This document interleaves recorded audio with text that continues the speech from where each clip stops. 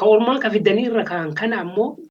waan kaleessaa sani restoring godhu argitee kan biyyoota horri isaan garbooffataa turanii kana achirra jiraa jechuudha. Sirna san keessa horri aangoorra jirullee akkuma dura jenne ofii aangoorra turuu barbaadan. Yookaan ammoo aadaa siyaasa biyyoota dhiyaa kana warra baratee achi deebi'e.